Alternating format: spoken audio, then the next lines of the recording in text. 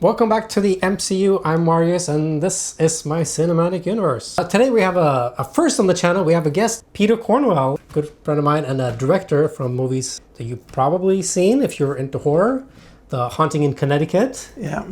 And the movie that we worked together, Mercy. Mercy for Blumhouse, yeah. Mm-hmm. My career started when I used to be a sound recordist back in Australia, working on shows, and in my spare time I made this little stop motion animated film called Ward 13, and I built all the models myself, and I got some help building the sets and stuff. And I wish we were back in Australia because I could show you a ton of little props, and it's not just the props, they'd be the actual characters and set from the movie. This is months later from when we did the interview, and I had to be back in Australia, so I dug out my models. So here they are. So this is Ben from the movie and the crazy Dr. Swab. So they're some of my most prized possessions. Yeah. Do you still have the sets and everything too? Yeah. And I've got photos of them and stuff that you could put. Yeah, they're right here now. Yeah. Great, yeah. It's on YouTube as well, and went around the world and won all kinds of awards. And I got some big fans. Like I nearly made a film with Sam Raimi, who is a big fan of it. Nice. Which was kind of mind blowing, coming out to America, and it was a pretty insane experience working for a very long time by myself. Animating these little characters because they had armatures in them, so you move them, click the camera, move them, click the camera, and when you've done that 24 times, you've got 1 second. Right, yeah.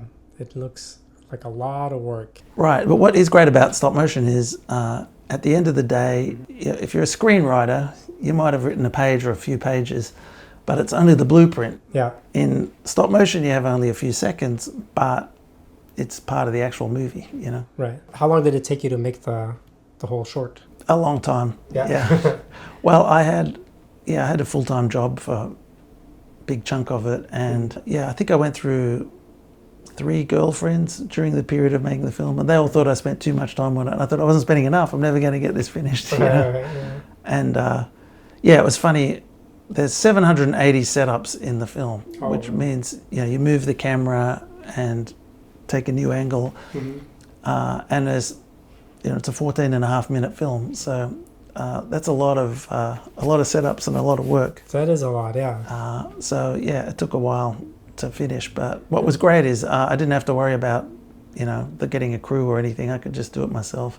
700, so that's and they're basically effect shots. So, and movies used to have like 700 effect shots in a blockbuster movie. Used to be a lot of effect shots. Right, yeah. Well, I mean, I guess with any kind of animation, every shot's an effect shot. Yeah. But what that means is there's something, I just found something really magical about the experience, because when I first started, I didn't have a frame grabber. So that is, I was just filming it on the camera, and you'd have these little, that's another thing I could show you if we're in Australia, is animation gauge. I had this little arm that would go out, and you'd touch like the part on the character that you're moving, and then you'd move it and you could see how far you'd moved it. First, sometimes I'd have a little piece of paper and I'd measure it to make sure it was the same speed, and you'd try and make sure things were accelerating or decelerating all the time. It's very hard to have something go at a constant speed, right? And then you try and get things to have a lot of snap to you have them go and give them some energy like that. I think there's 2 scenes in the film: the opening scene where he wakes up in the bedroom, and then the first part of and then he goes into another room. So there's 3 scenes, and then the first part of the sword fight, but with walking sticks, that he has with the Mad Doctor later on. And then after that, I got a job working on an animated kids show in New Zealand. Okay. And being directed by Cameron Chittock, who made the Feebles in Meet the Feebles for Peter Jackson, and he made the alien in Bad Taste. In fact, I found out one day he was inside the alien costume in Bad Taste? Bad Taste. He's on the poster, the alien going like this. Right. And I found out one day, and I said, Cameron, what was it like working with Peter Jackson? He goes, oh, mate, it was so hot in there and blah, blah. And it was like, but I think he really did have a good time. I'm sure they had fun making those. Those were some crazy movies. Yeah, Peter Jackson, it's quite an amazing film to see because it's got 0 production values, but it's still just a really well, the way the scenes are crafted and stuff, he manages to build suspense and laughs while having terrible acting and terrible cinematography, so it's kind of amazing. Yeah, and it works, and it doesn't feel like a, I don't know, like a turkey. It doesn't feel like a B movie or like a terrible like Ed Wood kind of thing. It's like Right. It's a good movie, but just they didn't have the money to do it right. Yeah, and it kind of has this, because it's so cheap, it kind of feels a little more subversive somehow. These days you'll see like a big budget film that has gore and stuff, and somehow, because when it's too polished, it feels kind of like it's sanctioned by society in a way that these low budget, right. You feel like these low budget films, maybe it's made by crazy people. Yeah, it's like somebody's getting away with something. Yeah, whose mind am I sharing with on screen, you know, which I quite like. Actually, I went over to the house of one of the guys working on the animated series, and he showed me some amazing props that he had, one of which was in Dead Alive, it was called in America. In Australia, it was called Brain Dead. Brain Dead in Europe too. There's a scene where one of the zombies has a baby. The main character takes it puts it in a stroller and goes out into the park, and then it causes all kinds of havoc. And he pulls out a baby. He had one of these babies, and which was insane. And he also had an original Michael Keaton Batman cowl. Oh, wow. Apparently there was like a tiny flaw. I couldn't see it, but it had a little bubble in it or something that wasn't quite perfect, so it was kind of an extra one. Okay. And he'd shown it to a friend of his who must have had a big head, and they put it on and ripped it. Oh, no. And it's just like, that's so sad. It was such a sad story. That's the good thing about the prop replicas. It's you can wear them and you can touch them and walk around with them. Right, yeah. But having like a priceless film prop and then you just rip it. Right. Yeah. On Ward 13, did you shoot it on like? I shot it on back then. Digital cameras weren't that great. I mean, it came out in 2003, quite a while ago. And the digital cameras just weren't there yet. I built the lights into the ceiling of the set. Okay. And he's wearing white bandages on his head. And so the light would be right near his head, and then his feet would be dark. And so the beauty of film is it can handle that contrast. Yeah. Whereas digital, even now, digital would struggle. The head would probably be burnt out, and the feet would be looking dark, or his eyes would be just black pits. So I put a little reflector up into his eyes, but that was about it. And amazingly, the lighting just carried for the film. But yeah, it was great having shot it on film, though.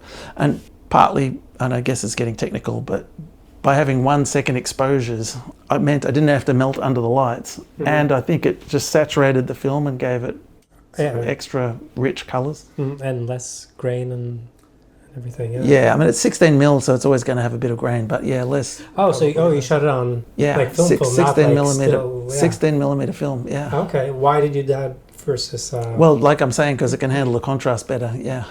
Yeah, but like not on 35 millimeter stills, yeah. No, well then you only got like 35 thing. Yeah, I mean, I could have probably, I don't know, paid someone a lot of money to rig up a camera to bulk load. That's what they did on Temple of Doom. For the point of view shots. Right. On the mine cars, they had a 35mm camera with a big loader on it. But yeah, I would have had to be a machinist to make it go through frame by frame and exactly line up. You need the pins and stuff to line it up exactly frame by frame. When you edited, like you didn't scan it and edit it digitally? No, eventually we did, but yeah, I'd put. Okay. Initially, I did the assembly on a Steenbeck. I had a friend of mine who had a Steenbeck, and I borrowed it. Yeah, 2004. Yeah, I guess that's still early in the digital editing. Yeah. Well, then I actually went back and neg matched it myself. Like you go back to the negative, and you have all the edge numbers. And to save money, instead of paying someone else to do it, I went in and found the edge numbers on the original negative. But the edge numbers are only every 12 frames, and there were quite a few 10-frame shots that had no edge numbers. Okay. I think there were like 15 shots that had no edge numbers on them. And so I just had to look through all the film or try and remember. Or I took some notes on stuff, but it's still kind of tricky finding those exact frames. Oh, yeah. And yeah, thank God I did it myself. It saved me a lot of money. Right. And I was actually neg matching with Chris Rolls, who was the neg matcher on Moulin Rouge. Oh, okay. And she was pointing out how Ward 13 actually had a faster cutting pace than Moulin Rouge. But I think people don't think of the short as being that cutty because most of the time it cuts on action. There's sort of overlapping action, which sort of tends to hide the cuts. Whereas Moulin Rouge was a lot of montages of different people dancing and stuff. So you kind of notice the cuts more. Right. And you're working on the feature version of the short. Yeah, we've been working on a script and some artwork and stuff. And yeah, the whole concept lends itself to a feature. And it took a while to figure it out, but I'm super pumped about it. I think it'll be really awesome. Is it a reboot or is it a continuation of the story? Or you don't want to say it? It exists along with the short, put it that way. But yeah, it kind of took me a long time to figure out how to actually make it work. Yeah, when it did, my head just exploded with all ideas. I've got all these colossal action sequences and stuff. Nice. Like in the short film has like the high-speed wheelchair chase where there's one guy chasing him. The feature will have like 20 guys chasing him, and stuff like that. But there's a lot more to it than that, and it's not just all in the hospital corridors either. I'm really pumped about it, but yeah, it's a hard thing getting any movie made, let alone a stop-motion animated one. So we'll wait and see. Yeah. I think there's something about stop-motion where there's this sort of performance anxiety aspect to it, because once you're halfway through a shot, you're stuck. You've got to keep going. And then at the end of the day, well, what I liked when I worked on this show in New Zealand was at the end of the day, you could say, is the shot perfect? No. But should I redo it? No. Then you can go and have a beer and relax. Yeah. If it's CG, is it perfect? No. Should I stay back till 10 o'clock tweaking? Maybe. And so I kind of like how you sort of, you get one run at it. But the fact that every frame counts, and every frame, if you mess it up, you could have wasted all the day's work and have to start again at the beginning. Yeah. It sort of keeps you awake. I find in CG about 3 PM, I'm struggling a little bit, but in stop motion, you're wide awake because no, you don't want to mess this up, Yeah, I keep hearing that. That's a drawback of the CG, that you can go back and do it. And you can change everything all the time. And it's like there's just which is fantastic. You can get it perfect, but it also means that, other voices can chime in and change things forever. There's much less stakes. In stop motion, there's real stakes. You could kick the tripod or you could bump the puppet and not get it back in the position it was the last frame, and stuff. So I kind of actually quite like that. Yeah. Ward 13, I got attached to a bunch of different films that almost happened. One of them, was with Warner Brothers. I went up to Toronto and I was in pre-production and stuff, and it fell through. But that led to making this film called The Haunting in Connecticut. And it was a haunted house film. It had Virginia Madsen, Kyle Gallner, Elias Koteas, Amanda Crew in it. I'm really proud of it. It's a lot of fun. It's a good movie. And I think it sort of was near the beginning of what ended up being a big haunted house craze. There was a whole bunch of haunted house films came out after Haunting did, and I'm really happy with how ours turned out. It was so much fun creating the scares and the sequences. I'd storyboarded out all these sequences and then filming them and having them, I had a really good crew, and it was with Gold Circle, a bunch of really great people I worked with, and Lionsgate. And anyway, we're talking about props. Yeah. There are a bunch of props, I guess, but I realized as a director, there's so much other stuff going on as far as trying to grab props and stuff. It wasn't the top of my mind. Right. In hindsight, there's a few things I probably could have put dibs on. One of them being, there were these fantastic embalming tools that they had. There's a bit where the story involves this kid's dying of cancer, and he needs, all the regular treatment hasn't worked, so he needs specialized treatment from this hospital that's doing it in Connecticut. And so they have to drive from New York to Connecticut all the time, but because he's so sick, that's problematic, so they rent a cheap house to stay in instead of driving back and forth. And in the basement is this weird room with glass on it you can't see through, and the kid gets drawn to this strange room which turns out to be haunted, and at one point they get the door open, and inside they find it's like this embalming room, and there's all these great embalming tools and stuff. And one of my favorite tool was, it's this long rod and it's got this sort of twisting thing at the base, and there's a circle at the top. And there's a little curved blade, and I'm told what it's used for is when you have a dead body. And I think when you're doing an open casket, they'll have the eyes closed. But sometimes, I guess the eyes collapse, they sag in like shriveled raisins or whatever, so they want to replace the eyes. Right. So this thing, it's got a little blade that scoops around behind the eye. You put it over the eye, and then the blade will go around the back and scoop it out, kind of like ice cream scoop. Yeah. And it's sharp, so you can just pop the eyes out. And it's just a kind of amazing little tool. Yeah. When I met the prop guy, he'd read the script and he was going, "Oh man, this is totally my bag, all these embalming tools." And he'd already bookmarked all these embalming tools on eBay. Yeah. And I had a feeling he'd had them bookmarked for a while. Like he couldn't wait to get his hands on this crazy stuff. But I was like, that's kind of weird, but that's the guy we want. You know, that guy knows his stuff. And there were a whole bunch of other tools, but that was the favorite. There were like these ones for getting the ribs open. Yeah. And stuff like that. There were some pretty big tools that have these like hooks on them, and they clamps. You cut the ribs down the middle and you open it right up, because I guess you don't want all the goodies inside going rancid, so you could scoop them out and I don't know, fill it up with straw or something. Yeah, and they even use those now for heart surgery and stuff. So right. Yeah, but I think the ones you use after they're dead are a little different, a little more, not quite as fancy. Yeah. So there were all these great tools. So what happened to them? I just kind of wish. I think they actually they're worth a little bit of money, so I think they sold them back, or the props guy sort of, bought them himself off the production, I think. But yeah, I think there was actually a reason I couldn't grab one. It was, I don't know, maybe I should have just bought it. But at the same time, it's a little gruesome, and I don't know what I'd really do with it. You're going to put it up on your shelf and remind yourself of eyes getting scooped out every day.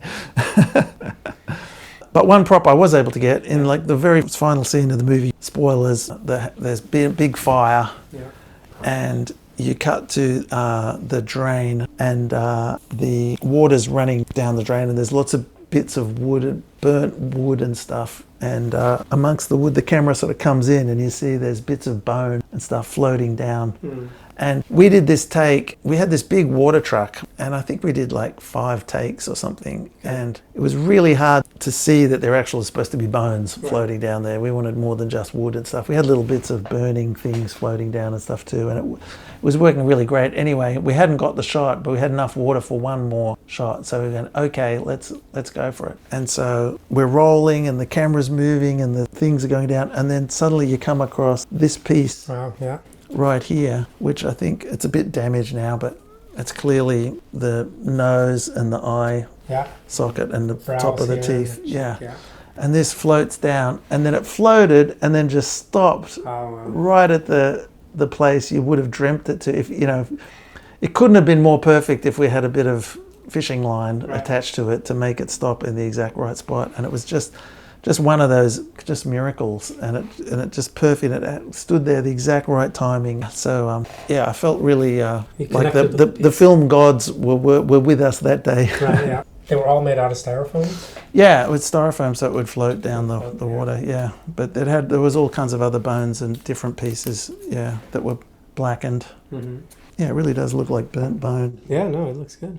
Yeah, I don't know if an actual piece of bone would float down the water, but anyway, it worked in the shot. Yeah. But yeah, it is nice having something to physical artifact. Yeah. That the whole experience doesn't just exist on the screen. It is funny to think there's all these feature films out there that have these like giant epic scenes and stuff, and particularly like in the early days of film, when like everyone's dead now. Right. All the props are cast to the 4 winds, if they even exist anymore. Mm-hmm. All the horses and stuff are long gone. Yeah. Nothing exists. It only exists on this piece of celluloid. Yeah. It's funny. Yeah. It's all ephemeral back then. Yeah. Right. Yeah. I wish I'd rescued more props. I didn't think I could be doing a podcast with talking about them. The props. Yeah. I think as a director, it's something to remember. Put some dibs on props earlier, because I think as a director, you have enough power to get some of the props afterwards. Yeah, you would think that. But yeah, it's something to think about. While you're thinking about 10,000 other things while you're making a movie, it's something to think about. Yeah, that's probably why things didn't survive way back when, because they were like, this is... Back in the day, they didn't have the concept that films would have the kind of lifespan they've ended up having. I just think they thought a film would come out at the cinema and then it might get a revival at some point, but most films would just disappear and be forgotten forever. And so the concept of the props meaning anything in like 20 years wasn't a thing, you know. That people didn't really anticipate, you know, home video, you know. And then all the props and costumes just went back into the costume houses and the prop shops. I know you can find still, and that's not even that long ago, but at Sony in the costume department they have like Starship Trooper costumes that you can rent out for other stuff, and they just got repainted or repurposed. And I remember there were Chinese armor at this costume place I went to that were from, you know, the Mummy, Tomb of the Dragon Emperor. You know, you can rent those exact outfits. Well, thank you for coming over. Oh, well, thanks for having me. Yeah, that was fun. Yeah.